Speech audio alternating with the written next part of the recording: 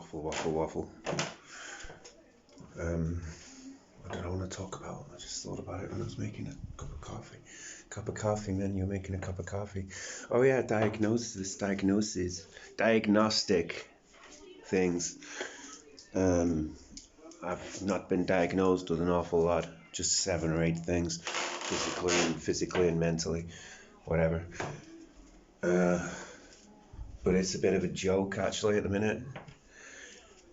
I got I can't do 2 inverted commas, I'm holding my phone in one hand, but I got diagnosed with emotionally unstable personality disorder, borderline personality disorder, the one and the same. I knew it was a joke when it was happening because I've been through the mincer, I've been through the rigmarole of diagnostic things. They had a 20-25 minute Zoom call where they didn't allow me to talk, and then they had a 25 minute to half an hour follow up in person, and they asked me 5 questions. I can't even remember the questions. If I stood here in silence for a bit, I'd remember them, but I don't want to do that. Wouldn't let me speak, wouldn't let me talk. I had to chase the process up to start with. I kept getting discharged from this triage team. The way it works, triage, you ring or I ring, the general you or I, everybody. If you've got problems, you'll ring a number that you get through your doctor, and they call it the START team. It's an acronym. I have no idea what the acronym means. And they're supposedly this hub of, they've got all the options, they've got all it's like you ring them up, you tell them, and then they go through their processing system and they fire you off into different directions, wherever you need to go. I got discharged from this place 3 times in the space of, it wasn't even very long, matter of 2 or 3 months. And my issue with it was the narrative about mental health. If X, Y, Z, then do W, V, U. I can't remember the alphabet now. But if you've got A, B, C, then do X, Y, Z, and we will do 1, 2, 3 in response. So I had A, B, C, let's say, like urges, suicidal ideation, acting like, I don't want to use terms like crazy, but when I refer to myself, I do because it's easy. I'm not qualified. I haven't studied this stuff. I'm just trying to live stuff. So when I'm referring to myself, I do refer to myself as a crazy person because it helps me identify what is the external and what is the internal. I struggle a lot with identity. It is what it is. I don't think I've got a borderline personality disorder. I think it's something that I might have had elements of, but not anymore. I'm stable. I am stable. I get emotional dysregulation, but not emotional instability, if you know what I mean. If anybody knows what I mean who's watching this. So I got to the end of, do you want to go outside, Kitty? Look at my cat. She's going crazy, man. Just because there's daylight outside. Go on. Fly, young kitten. You will get wet because it is raining, no? Yes, very wet outside. Run around, come back in, I'll give you some food. Meat, big hamper of meat. Spider-Man. J. Jonah Jameson. Sorry, I look a bit like crap. I haven't slept for a while. Like a day. It's not too bad, but it's what it is. Well, that's my phrase for today, apparently. It is what it is. But this borderline diagnosis, after it happened, I said to the guy,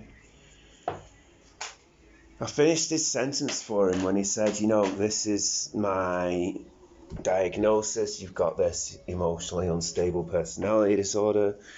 And I said, unfortunately, there's nothing you can do. There's no treatment because it's not a recognised, accredited affliction? And he went, yeah. And he looked a bit like, not that dramatic. But he said, well, I'll phrase it like he said it. He said, we all have things in life that we have to deal with, but you're clearly very insightful, so I'm sure you'll be okay. Which was equal parts F you, mate, and equal parts, okay, you're onto me. Wow, better end this pretty quickly. Because I just speak, I don't care. I don't mean to offend, but I do. I don't mean to be direct, but I am. I don't mean to be tactless, but it happens. Like I mentioned it in another video, my thoughts come out of my mouth. And then I'm like, all right, that's where I am. But if it's talking to someone else, then they know what I'm thinking. It's annoying.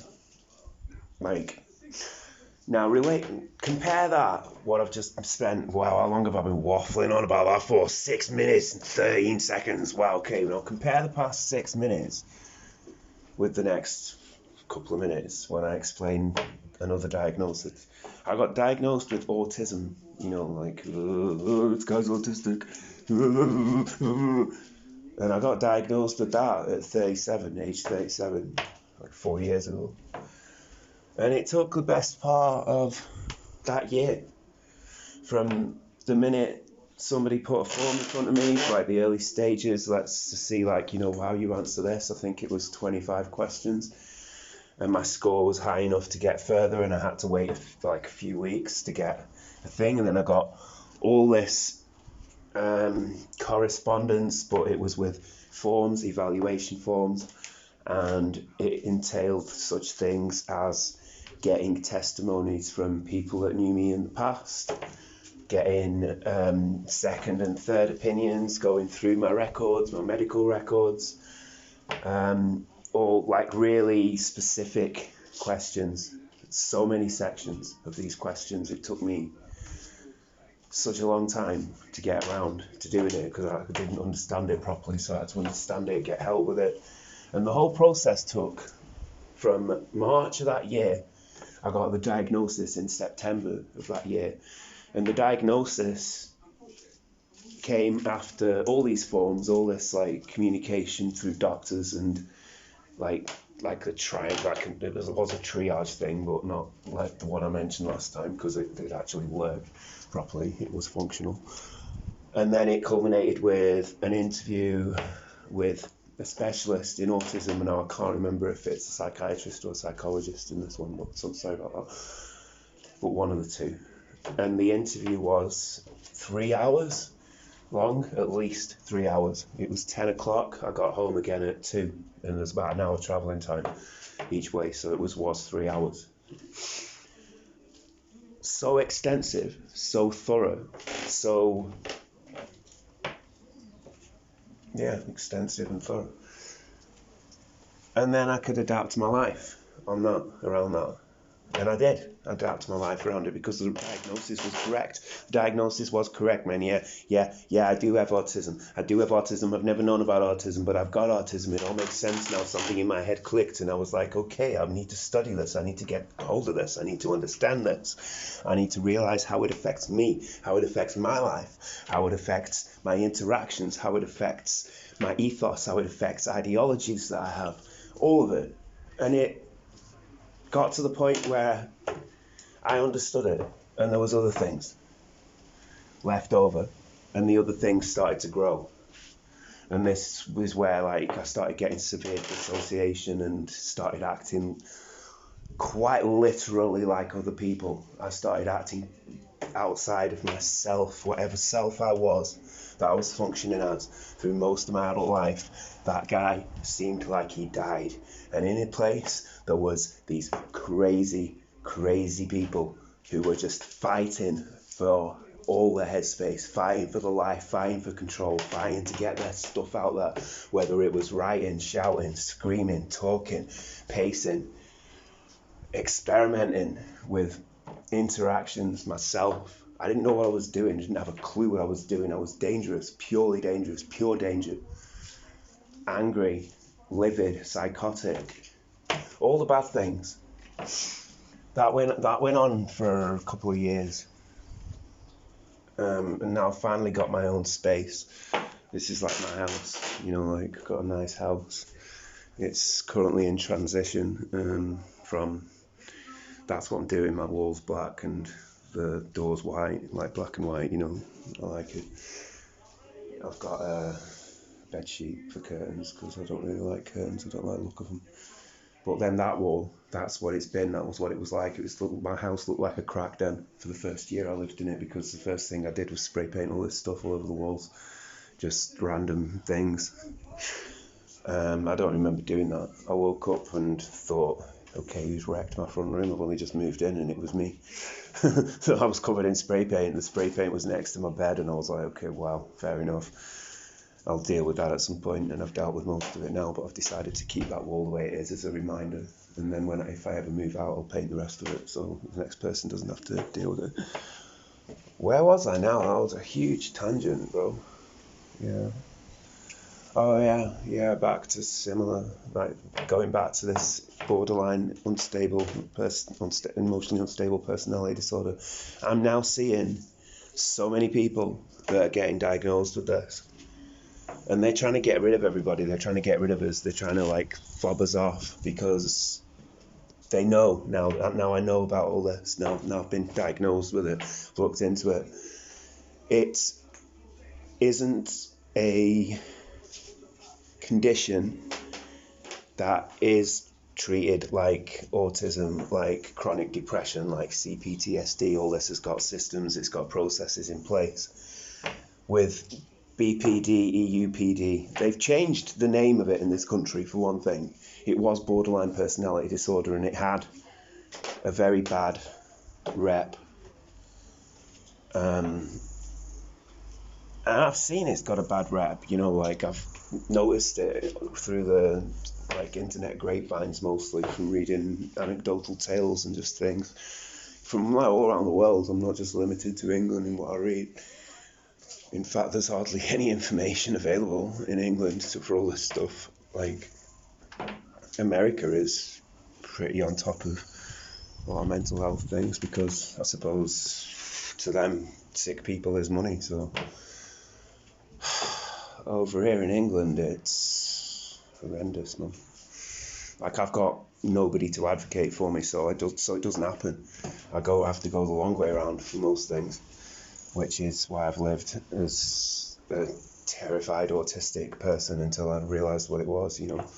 Now I know what's going on with autism, and that's what gave me the ability to separate the other things, because it's like there's a thing in autism called masking, and I've masked so much that I also essentially don't have autism sometimes, but it still do because it's my neurology, it's in there.